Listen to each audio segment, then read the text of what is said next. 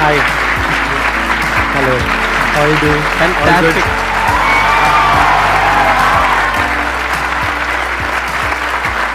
Please have a seat. कितने लोग हैं आप में से जिन्होंने जोश टॉक्स की वीडियोस देखी हैं? सबने देखी है, ऐसा कोई नहीं होगा जिसने नहीं देखी होगी। हाँ। लेकिन एक और इंटरेस्टिंग बात, कितने लोगों ने इनको आज से पहले देखा है? एक ने। तो आज आप देखने वाले हैं और समझने वाले हैं कि जोश टॉक्स के पीछे की जो टीम है, यानी कि जो फाउंडर्स हैं, उनकी क्या विजन थी कि जिस वजह से जोश टॉक्स इस लेवल पे पहुंच पाया जिस लेवल पे आज है। फर्स्ट ऑफ ऑल, हाँ। जब 2014 में हम जोश टॉक शुरू कर रहे थे, आपका the biggest motivational seminar ever was the most inspiring thing on the internet. And कई बारी हमने उसको शायद 5-6 बारी देख रखा है तब भी, और उसी की वजह से कहीं ना कहीं जोश टॉक्स हमने स्टार्ट किया था। अरे वाह, क्या बात है।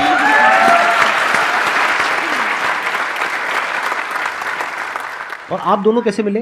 तो एक्चुअली हम लोग एक बर्थडे पार्टी पे मिले थे और वहां पे आपका डिस्कशन ये हो रहा था कि हम जोश टॉक शुरू करेंगे। देखो एग्जैक्टली देखो कितने कोई अजीब हो सकते हैं कि बर्थडे पार्टी पे भी दो लोग मिल रहे हैं और यही डिस्कस कर रहे हैं कि हम लोग आई थिंक 20 साल के थे। तो ये क्वेश्चन सबके दिमाग में आता है राइट, कि करियर में आगे क्या करें, प्लेसमेंट्स के लिए बैठे या ना बैठे, खुद कुछ का बिजनेस शुरू करें या ना करें। तो हम लोग भी यही डिस्कस कर रहे थे कि सब लोग इतना कंफ्यूज्ड हैं और कोई एक प्लेटफॉर्म नहीं है जो लोगों को डायरेक्शन दे सके। एंड आई थिंक वो 1.5-2 घंटे बस हम एक दूसरे से ही बात करते रहे। उसके बाद काफ़ी सारी कॉन्वर्सेशंस वाइट बोर्ड सेशंस में बदल गई और फिर हमने एक अजीब सा लोगो बनाया पहला हमारा, जो एक्चुअली फ्लेम्स होती थी। तो हमने जोश को लिखा और उसके साथ आग लगा दी एंड रीसेट की बस यही करना है। आपको था शुरू से कि आग लगानी है। हाँ, ठीक है। Absolutely. आपने जो अपना ये चैनल शुरू किया था वो इंग्लिश में किया था, लेकिन आज की डेट में हिंदी वाला जो आपका चैनल है वो सबसे बड़ा है, उस पे ज्यादा सब्सक्राइबर्स हैं और इंग्लिश वाले पे कम है कंपैरेटिवली। हमने जब इंग्लिश में शुरू किया वो हमारा स्टार्टिंग पॉइंट था, लेकिन जो हमारी ग्रोथ हुई वो एक्चुअली हिंदी की वजह से हुई।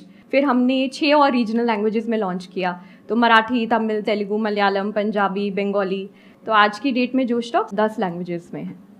मुझे वो दिन याद है जो स्टार्टिंग वाले थे, इतना डर लगता था कि क्या कर रहे हैं, यूट्यूब चैनल बना रहे हो। और तब यूट्यूब बड़ा नहीं था जैसे आज है, तो किसी को समझ नहीं आ रहा। हम घर पे भी बात करो, बोल रहे तुम क्या कर रहे हो, मतलब ये क्या करने की कोशिश कर रहे हो। और जब स्पीकर्स को इनवाइट करना था तो बहुत ही फनी। तो हमारे फर्स्ट स्पीकर जिनको मैंने कोशिश की थी इनवाइट करने की, वो थे पापा सीजे, जो एक बहुत ही बड़े कॉमेडियन, स्टैंड अप कॉमेडियन है। तो सुप्रिया और मैं क्या करते थे, उनके सारे शोज देख के ना कहाँ पे शोज हो रहे हैं वहां चले जाते थे। अब टिकट लेने के पैसे तो थे नहीं, तो हम क्या करते थे, शो के बाहर वेट करते थे। तो हम 4-5 शोज गए। जो 5वें शो गए ना, वो हो रहा था साइबर हब में, और बाय चांस उस दिन उनका असिस्टेंट नहीं आया था। तो शो के बाद उनको अपना 1-2 बैग खुद उठा के लेके जाने पड़ रहे थे, और सुप्रिया में भाग के गए। हमने एक बैग पकड़ लिया और हमने बोला हम आपको गाड़ी तक ड्रॉप कर देते हैं, हम फैंस हैं। और वो 4 मिनट की वॉक में from the auditorium till dropping him to his car, we convinced him कि आप जोश टॉक्स में आके टॉप। क्या बात है।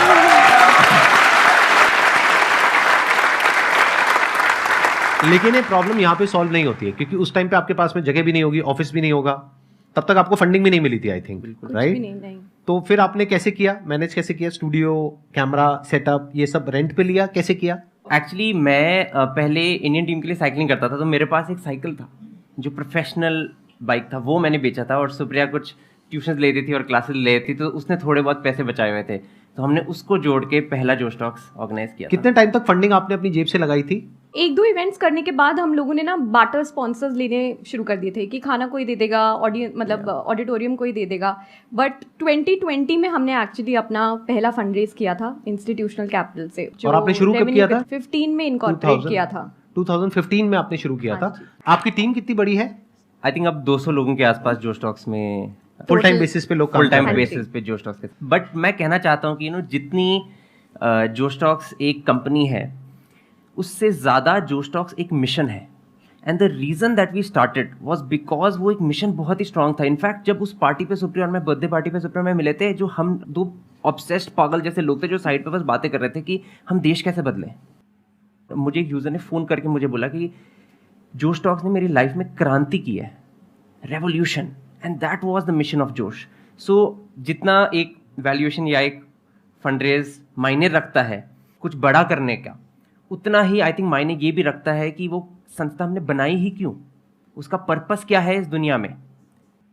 जो पहला प्रोडक्ट था वो शायद जोश टॉक्स था, जहाँ पर लोग आके अपनी कहानियाँ सुनाते हैं। ऑलरेडी जोश टॉक्स का एक सेकंड प्रोडक्ट है जहाँ पर इंग्लिश एक बहुत इंपॉर्टेंट पार्ट बन गया हमारी लाइफ का, वो इंग्लिश है। और फ्यूचर में जाके और भी चीज़ें होंगी वो सारी, और यहाँ पे सपना ये है कि हम वो सारी चीज़ें बनाएं जो इवेंचुअली एक यूथ को जाके अपनी लाइफ में सपोर्ट कर पाए अपना पोटेंशियल अनलॉक करने के लिए। तो कहीं ना कहीं हम बोलते हैं कि जो इवेंचुअल ड्रीम है वो ये है कि 10 साल के बाद अगर एक सिक्योरिटी गार्ड का बेटा उसके फादर को बोले कि पापा मुझे लाइफ में कुछ करना है, तो all the security guard should need to tell his son is all you need is josh, josh in your heart and josh on your mobile phone screen. Excellent.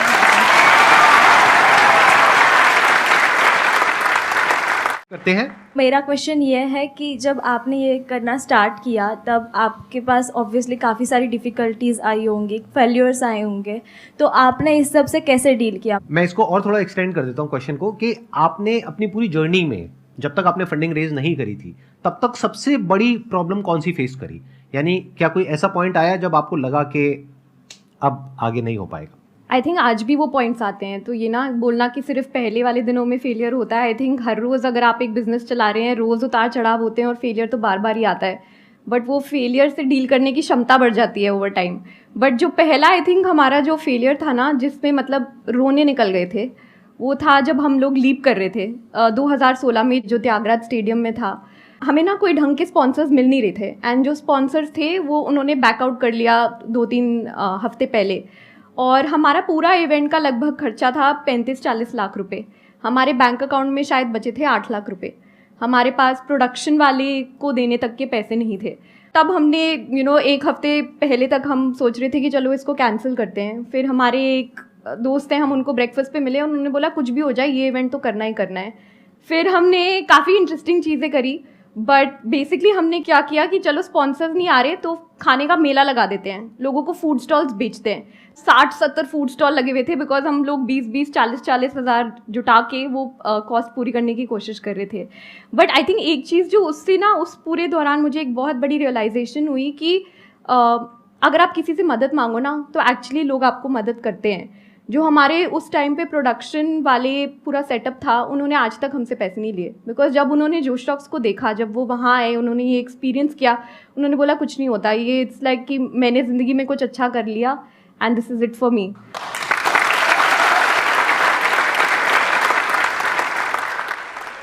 Ma'am, मैं आप दोनों से यही चीज़ पूछना चाहता हूँ, लाइक इतने बड़े लेवल पे आप दोनों काम कर रहे हो, आप दोनों के बीच में कभी ना कभी क्लैश तो हुआ होगा, लाइक कभी ना कभी अभी आते हुए भी हुआ था। क्लैश, लाइक फंडिंग यहाँ डालें, फंडिंग यहाँ डालें, या किसी और को बुलाएं, ऐसा कुछ? क्लैशेस तो हर को फाउंडर्स के बीच में होते हैं, क्लैशेस हर तरह की रिलेशनशिप में होते हैं, घर पे भी होते हैं, राइट। बट आई थिंक जब आपका पर्पस आपके उस क्लैश से ज़्यादा बड़ा हो, जब आपको पता है कि आप किसी मिशन पे काम कर रहे हैं, आपको अपना एंड गोल दिख रहा हो कि हम दोनों उसी रास्ते में चल रहे हैं, तो आई थिंक कि आप चीज़ों को रैशनलाइज करना शुरू कर देते हैं। एंड ऐसी काफ़ी सारी सिचुएशंस होती हैं जब हीटेड आर्ग्यूमेंट्स हो जाती है, फिर हम लोग ब्रेक ले देते हैं कि चलो ठीक है 30 मिनट बाद मिलेंगे, थोड़ा ठंडा होके। फिर ज़्यादातर ऐसा ही होता है कि हम लोग दोनों सेम चीज़ ही कह रहे होते हैं, बस वो दूसरे शब्द में कह रहे होते हैं, इसलिए वो लड़ाइयाँ शुरू हो जाती हैं। बट एक बार ये आप उसको थोड़ा ब्रेक डाउन करो, थोड़ा टाइम दो एक दूसरे को और बोलने की वो स्पेस क्रिएट करो, तो अपने आप ही प्रॉब्लम सॉल्व हो जाती है। आपकी सबसे लंबी लड़ाई कब तक चली है? मतलब कितने दिन तक चली है या कितने टाइम तक चली है? ऐसा कभी हुआ आई थिंक वो नियर बाय वाले ऑफिस में हुआ था ना एक बारी। क्या हुआ था?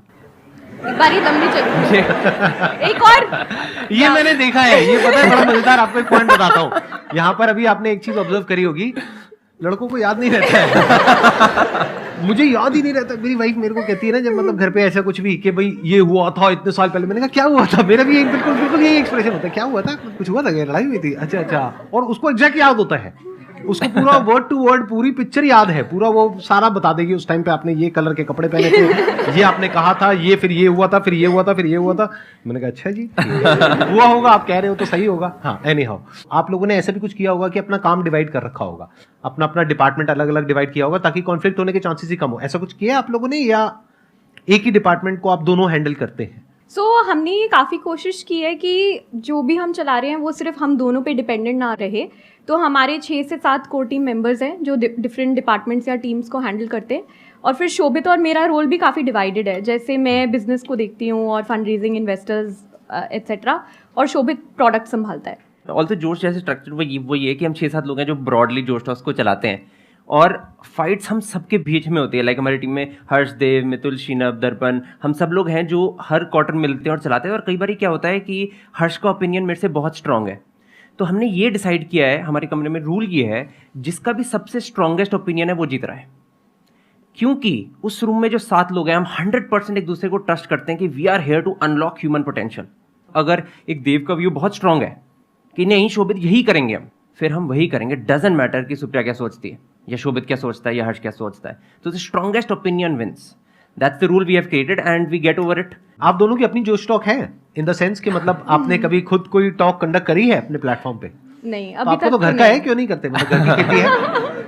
मेरा होता मैं तो कभी नहीं छोड़ता। मैं तो हर टॉक से पहले 5 मिनट के लिए आ जाता। चलो डन, फिर आज हम संदीप सर से प्लीज प्रॉमिस करवा रहे हैं कि सर आके जोश टॉक देंगे।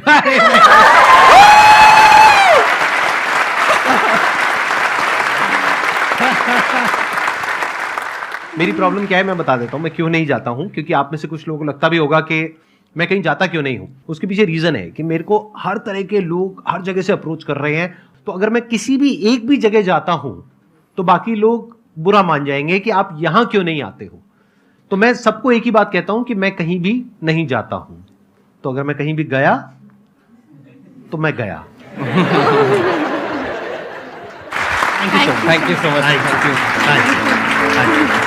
Thank you so much. Thank you.